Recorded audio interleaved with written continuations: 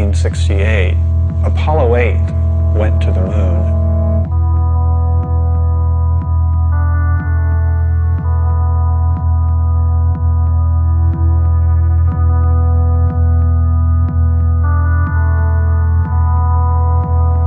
They didn't land, but they did circle the moon. And I was watching it on television, and at a certain point, one of the astronauts casually said, "We're going to turn the camera around and show you the Earth." And he did. And that was the first time I had ever seen the planet hanging in space like that. And it was profound. I think that for me, like for many other people, it was quite a shock. I don't think any of us had any expectations about how it would give us such a different perspective. I think the focus had been, we're going to the stars, we're going to the other planets, and suddenly we look back at ourselves and it seems to imply a new kind of self-awareness. One of the astronauts said, when we originally went to the moon, our total focus was on the moon. We weren't thinking about looking back at the Earth. But now that we've done it, that may well have been the most important reason we went.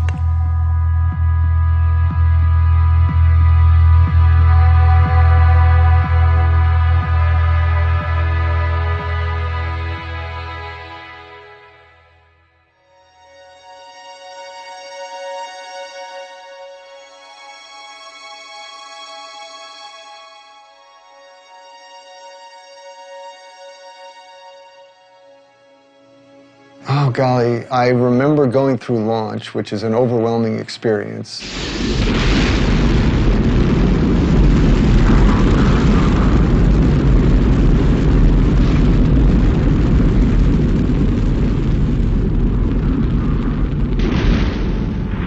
The engines cut off. I felt myself floating out of the seat. I floated over to the window, looked out, and we were coming up over the coast of Africa. And that's when it hit me. I'm in space. And, you know, I just got incredibly excited because it's something I had dreamed about since I was 6 years old. I think you start out with this idea of what it's going to be like. And then when you do finally look at the Earth for the first time, you're overwhelmed by how much more beautiful it really is when you see it for real. It's just like it's this dynamic, alive place that you see glowing all the time. It was truly incredible to be up there, doing what I always wanted to do my whole life, and then to kind of glance back at our planet and see that view was just tremendous. I can only describe what I've seen. You know, looking down at the Earth and you see that line that separates day into night slowly moving across the planet. Thunderstorms on the horizon casting these long shadows as the sun sets. And then watching the Earth come alive, and you see the lights from the cities and the towns. The events you see from space, like flying over thunderstorms, looking at them from the top, were spectacular. Like a fireworks show going on, and you're looking at it from the very top. You know, shooting stars going below us, or you know, dancing curtains of auroras. It's just very hard to describe all the, you know, the colors, the beauty, the motion.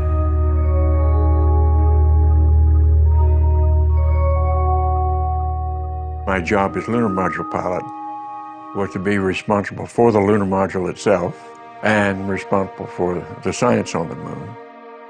So when we started home, I had a little more time to look out the window than the other guys because most of my responsibilities were completed. We were in a particular mode called the barbecue mode. So we were flying like this and rotating like that. What that caused to happen was every 2 minutes, a picture of the Earth, the moon, the sun, and a 360-degree panorama of the heavens appeared in the spacecraft window. And I had studied astronomy, and I had studied cosmology, and fully understood that the molecules in my body, and the molecules in my partner's bodies, and in the spacecraft, had been prototyped in some ancient generation of stars. In other words, it was pretty obvious from those descriptions we're stardust. Well, that was pretty awesome and powerful, particularly since I had a little more time at this point to be reflective and to think about it. Awe, I think, is one of those words that you have a better understanding of once you see it, too. I felt like, you know, using the word awesome was totally appropriate when it came to describing what the planet looks like.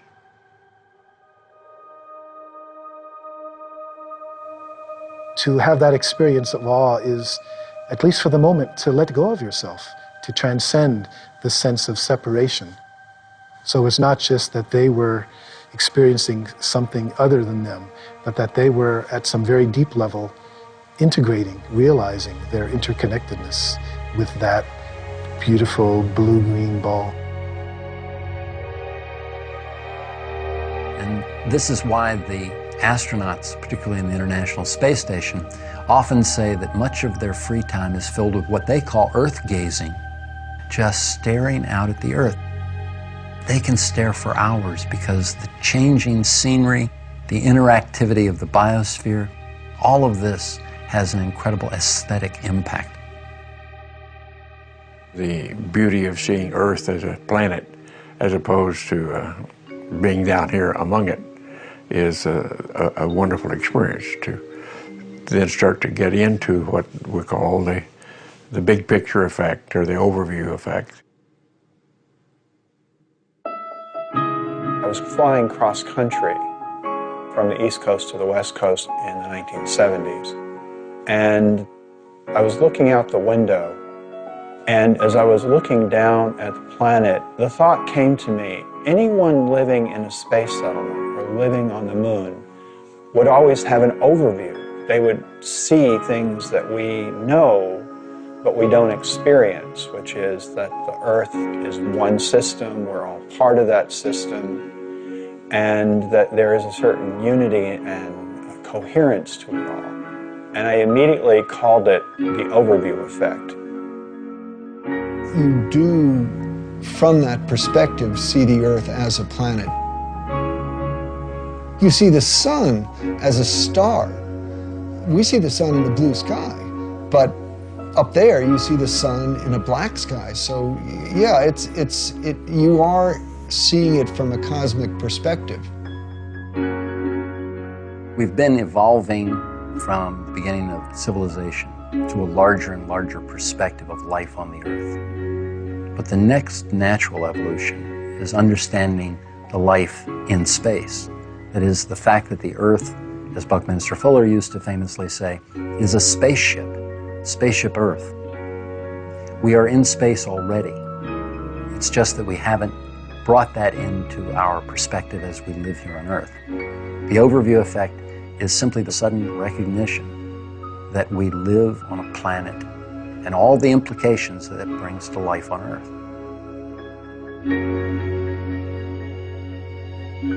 When we look down at the Earth from space, we see this amazing, indescribably beautiful planet.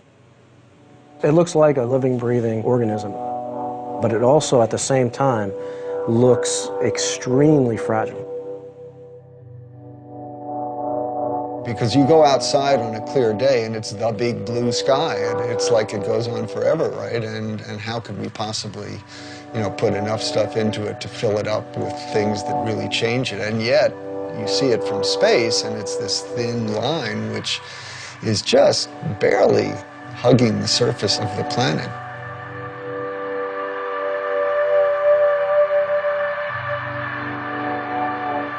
Anybody else who's ever gone to space says the same thing, because it really is striking and it's really sobering to see this paper-thin layer and to realize that that little paper-thin layer is all that protects every living thing on Earth from death, basically, from the harshness of space. There's this very poetic concept that a lot of people express, that there are no boundaries from space. And I've heard a lot of my astronaut colleagues say that. Unfortunately, it's not true. You do see boundaries. They're mostly the result of human impact. You can see erosion, clear cutting of forests, and You know, it's a long litany of environmental impact that we've had on our planet, and that's something which, when you see it from a cosmic perspective, makes you really appreciate the concept of Spaceship Earth, and that we're all here together.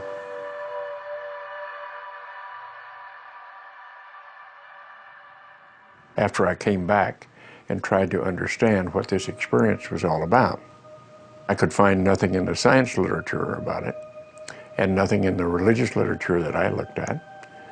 So I turned to the local university and asked them to help me with what I saw. And when they came back to me a few weeks later and said, well, in the ancient literature, we found a description called Salvakapa Samadhi. And they said that means that you see things as you see them with your eyes, but you experience them emotionally and viscerally as with ecstasy and a sense of total unity and oneness. And I said, well, that's exactly what the experience was. And so it's rather clear to me as I study this, it wasn't anything new, but was something that was very important to the way we humans were put together. Many of the great wisdom traditions of the earth have pointed to what we're calling the overview effect. That is to say, they have realized this unity, this oneness of all life on earth and of consciousness and awareness. Within the Western tradition, I think it's quite new and quite shocking because there's been much more of a sense of separation. But if you look at other non-Western cultures, especially in Asia, the emphasis on those has always been on realization that the self and the world are not separate from each other, but that they're really interconnected, that the individual self and the species as a whole is a manifestation of the larger whole. As you go into your mind in a contemplative way, the sense of the living reality of the planet becomes obvious. You become more in tune with the natural world. This is very akin to the direct perception that the astronauts have. So it's no wonder that many people have likened the overview effect to a spiritual or meditative experience, although it's not exactly that. It's a cognitive shift that very often can produce a kind of meditative experience.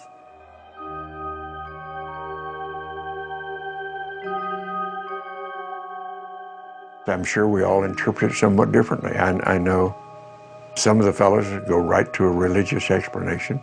I didn't. I went to more science explanation. And I think all that's wonderful. That's what it takes to build a civilization.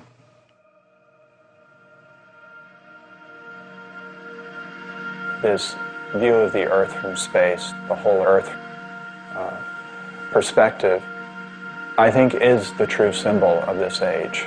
And I believe that what's going to happen is there's going to be a greater and greater interest in communicating this idea, because after all, it's key to our survival. We have to start acting as one species with one destiny. We are not going to survive if we don't do that. We're seeing very clearly that if the Earth becomes sick, then we become sick. If the Earth dies, then we're going to die. People sense that something's wrong, but they're still struggling to go back and find out what the real roots of the problem are. And I think what we need to come to is the realization that it's not just fixing an economic or political system, but it's a basic worldview, a basic understanding of who we are that's at stake. And a part of that is to come up with a new story, a new picture, a new way to approach this and to shift our behaviors in such a way that it leads to a sustainable approach to our civilization as opposed to a destructive approach. It is a fragile planet, and if we don't take care of it and we don't work together, then we are going to have bigger issues than we have now down the road. On a grand scale, that's, we're basically all living in this one ecosystem called Earth. And everything that you do on one side of the ecosystem affects the other side. And that is a new way for living for most of humanity. We humans are responsible for ourselves. And if we are endangering our future, then we've got to learn how to do it differently and to go forward into a sustainable period And right now, that seems very difficult to see how it's going to be. But we've got to work on it. When I was above the space station, looking down at the space station, looking down at the, against the Earth, and seeing this, amazing accomplishment, I was thinking, wow, there was 15 nations that worked together to build this amazing orbital complex in space. And if we can, take these 15 nations and do this amazing accomplishment, imagine what we can do by working together, by setting aside our differences for a common goal to overcome some of the challenges facing our planet.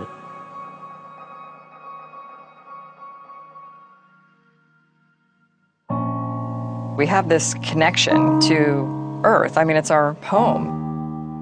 And I don't know how you can come back and not, in some way be changed. It may be subtle. You see differences in, different people and the just general response when they come back from space. But I think collectively, everybody has that emblazoned on their memories, the way the planet looks. You can't take that lightly. It really, you realize that you've been blessed by the opportunity to see that. It really does look like this beautiful oasis out in the middle of nothingness. And if you have a chance for your eyes to adjust and you can actually see the stars in the Milky Way, it's this oasis against the backdrop of infinity, of this just, enormous universe behind it. And it's, really a very moving experience to be able to see that with your eyes. You look back at it and it's placed perfectly from the sun to take care of us, and you kind of take that reverse role on about, okay, well, we need to be taking care of it too, so that it can continue to do that for us. And I don't know how you can't have a greater appreciation for it after you see it that way.